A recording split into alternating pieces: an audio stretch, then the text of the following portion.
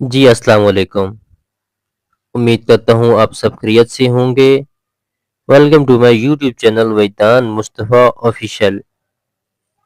ہم چلتے ہیں اپنی ویڈیو کی جانب۔ ناول جنت کے پتے از نمرہ احمد، اور ہماری لاسٹ لائن تھی: اچھا باجی جی رب رکھا۔ وہ وہی خواجہ سلام والا لہجہ بنا کر بولتا، سلام چڑھ کر دوپٹہ منہ پہ ڈالے پلٹ گیا۔ اس نے جلدی سے ڈبہ پرس میں رکھا اور پیشانے پہ نمودار ہوئے پسینے کے قطرے ٹشو سے تھپ تھپاتی خود کو کمپوز کرتی حال کی جانب بڑھ گئی۔ اور ہم آج چلتے ہیں اپنی اگلی لائنز کی جانب۔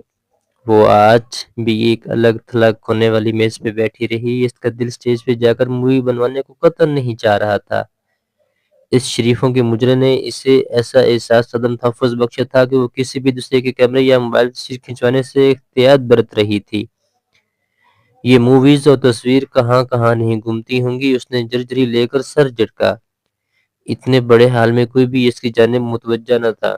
وہ ویسے بھی جو اس میز پہ اکیلی بیٹھی تھی، اس نے چند لمحے کے لیے سوچا، پھر میز پہ رکھے پرس سے وہ ڈبہ نکالا اور فانوس کی چکا چوند روشنی میں الٹ پلٹ کر دیکھنے لگی۔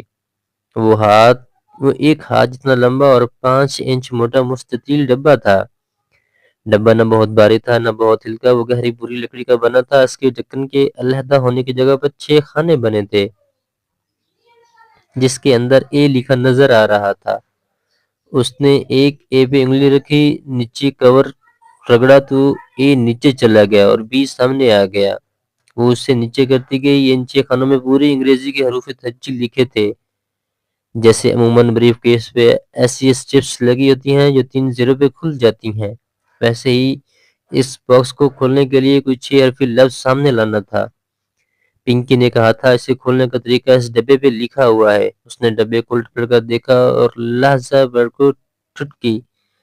اسے ڈھکن کی اوپری سطح پر کچھ کھدا ہوا نظر آیا تھا۔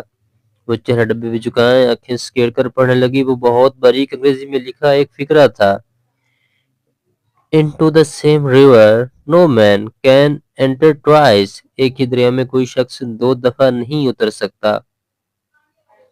اس نے الجھن بھرے انداز میں وہ فقرہ دہرایا۔ کیا یہی وہ پہلی تھی جس کا ذکر پنکی نے کیا تھا؟ مگر یہ پہلی تو نہیں لگتی تھی۔ اس میں تو کوئی سوال نہ تھا، بس ایک سادہ سا فقرہ تھا: السلام علیکم حیا۔ آواز پہ اس نے کرنٹ کھا کر قدم اٹھائی اور ساتھ ہی گود میں رکھے ڈبے پہ دوپٹہ ڈالا۔ سامنے شیلا کھڑی تھی، سیاہ عبایا کے اوپر سبز اسکارف کا نقاب انگلیوں سے تھامے، اپنے اصلی نرم انداز میں مسکراتے ہوئے۔ وعلیکم السلام شیلا بھابی، کیسی ہیں آپ؟ آئیں بیٹھیں۔ وہ ذرا سنبھل کر اٹھی اور جلدی سے ڈبہ پرس میں ڈال کر ان سے گلے ملی۔ میں ٹھیک ہوں، تم سناؤ؟ مجھے علم نہیں تھا کہ تم آئی ہوئی ہو، وہ رسان سے کہتی ساتھ والی کرسی پہ بیٹھی۔ پھر ابھی فاطمہ پھوپھو نے تمہارے فرینڈ کا بتایا، really sorry for her. D J کے ذکر پہ اس کے سینے میں ایک ہوک سی اٹھی، وہ پھر سے افسردہ ہو گئی۔ ڈی جے کے ذکر پہ اس کے سینے میں ہوک سی اٹھی، وہ پھر سے افسردہ ہو گئی۔ پتہ نہیں شیلا بھابی، اللہ تعالیٰ کی کیا مرضی تھی، میری ایک ہی دوست تھی ترکی میں اور میری تمام دوستوں سے بڑھ کر ہو گئی تھی۔ بہت دعا کی میں نے اس کے لیے، مگر کوئی دعا قبول نہیں ہوئی۔ نہ چاہتے ہوئے بھی شکوہ لبوں پہ آ گیا۔ اللہ تمہیں صبر دے گا، ہم سب ہیں نا تمہارے ساتھ۔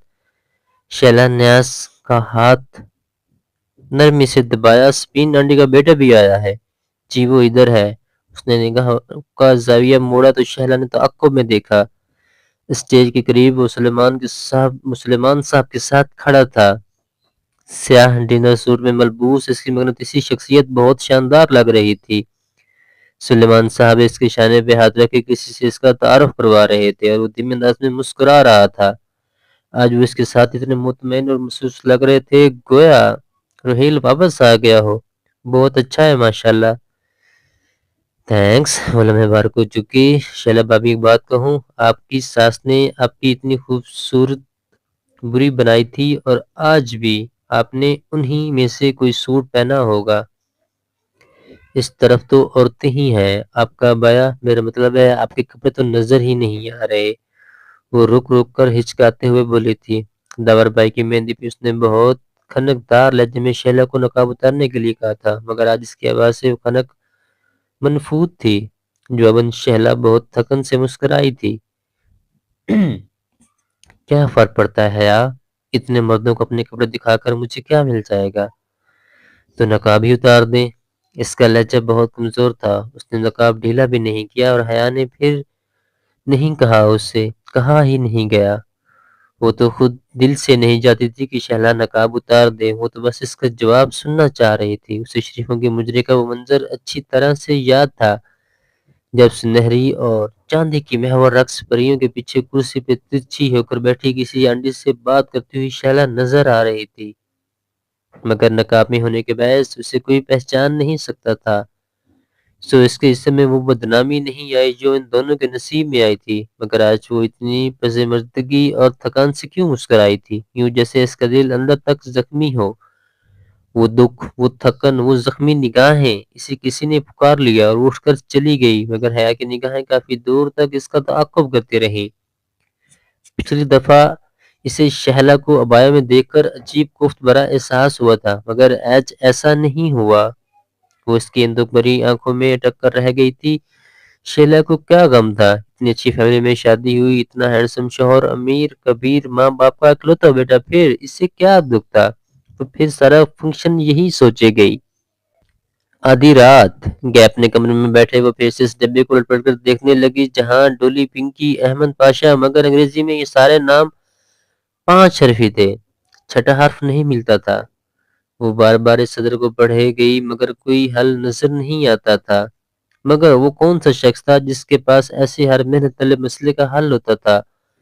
وہ ڈبہ لیے بھاگ کر بہر آئی جہاں کچن میں کھڑا کاؤنٹر پہ گلاس رکھے پانی کی بوتل اس میں انڈیل رہا تھا۔ وہ اس کے سامنے اور باکس اس کے ساتھ رکھا۔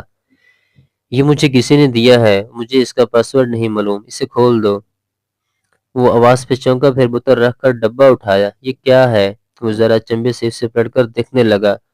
جو بھی ہے تم اسے کسی طرح کھول دو۔ کھل جائے گا، نو پرابلم۔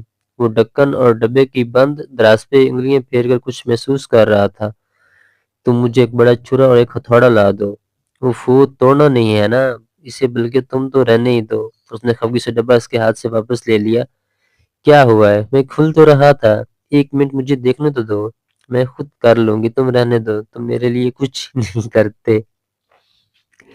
پتہ نہیں وہ کس بات پہ اس سے خفا تھی جو جنجلا کر بولی، پھر سوچ لو، میں تو بھی ماموں کے پاس جا رہا تھا انہیں تمہیں دوبارہ استنبول بھیجنے کے لیے راضی کرنے، مگر ٹھیک ہے میں تمہارے لیے کچھ نہیں کرتا۔ وہ شنشکا کر پانی پینے لگا۔ سچ؟ اس نے بے یقینی سے پلکیں چپکائیں۔ تم انہیں منا سکتے ہو؟ میں ایک اچھا شیف اور اچھا میکینک ہونے کے ساتھ ساتھ ایک اچھا وکیل بھی ہوں۔ ٹرائی می۔ وہ گلاس رکھ کر ذرا مسکرا دیا۔ ابا ایک دفعہ اٹھ جائیں تو کبھی فیصلہ نہیں بدلتے، تم انہیں کیسے مناؤ گے؟ ویسے تو تمہارا دوبارہ استنبول جانا میرے مفاد میں قطعاً نہیں ہے، کیونکہ اب تم ہر ٹورسٹ اٹریکشن دیکھنے کے لیے مجھے ہی خوار کراؤ گی، مگر مجھے لگا تم جانا چاہتی ہو، سو میں ماموں سے بات کرنے ہی جا رہا تھا، وہ مان جائیں گے۔ بر وقت کونیا کو کنیا نہ بتانا تو شاید وہ کبھی نہ مانتے۔ ہاں، استنبول تو بہت محفوظ شہر ہے، اور پاکستان میں تو روز بم دھماکے ہوتے ہیں، اور پاکستان میں تو پتہ نہیں لوگوں کے پاس انٹرنیٹ کی سہولت موجود ہے بھی یا نہیں۔ وہ ذرا جل کر بولی۔ وہ بنا کچھ کہے مسکراتا ہوا آگے بڑھ گیا۔ اگلا 1 گھنٹہ وہ کچن میں کرسی پہ بیٹھی جہاں کا انتظار کرتی رہی۔ بالآخر جب وہ ابا کے کمرے سے نکلا تو وہ تیزی سے اٹھی۔ کیا ہوا؟ پیکنگ کر لو، ہم کل صبح کی فلائٹ سے واپس جا رہے ہیں۔ وہ دھیما مسکرا کر بولا، مگر اس شرط پہ کہ فی الحال تو تم ہمارے ساتھ رہو گی، بعد میں جب تمہاری اسپرنگ بریک ختم ہو جائے تو بے شک چلی جانا۔ سچ؟ وہ بے یقینی خوشگوار حیرت میں گری اسے دیکھ رہی تھی۔ ایک طمانینت بھرا احساس اس کے پورے وجود کو اپنی لپیٹ میں لینے لگا تھا۔ البتہ ایک بات وہ جانتی تھی، استنبول ڈی جے کے بغیر کبھی بھی ویسا نہیں ہوگا جیسا پہلے تھا۔ تمہارا دماغ درست ہے؟ ہاشم نے بے یقینی سے اپنی بیوی کو دیکھا جو بستر کے دوسرے کنارے پہ بیٹھی اسے ہی دیکھ رہی تھی۔ ان دونوں کے درمیان حارث آنکھیں موندے سو رہا تھا جس کا دایاں ہاتھ ہاشم کے ہاتھ میں تھا۔ ایسا کیا غلط کہہ دیا میں نے؟ وہ جی بھر کر کوفت کا شکار ہوئی۔ تم پاگل ہو گئی ہو، تمہارے حواس جواب دے گئے ہیں۔ حیرت کی جگہ اب جنجلاہٹ نے لے لی تھی۔ اور ہم ملتے ہیں اگلی ویڈیو میں. تب تک کے لیے اللہ حافظ اور اپنا بہت زیادہ خیال رکھیے گا. اور میرا یوٹیوب چینل وحیدان مصطفیٰ آفیشیل سبسکرائب کرنا بالکل نہ بھولیے گا، کیونکہ آپ کو یہاں پہ ڈیلی بیس پہ ناول سے ریلیٹڈ 4 ویڈیوز ملنے والی ہیں.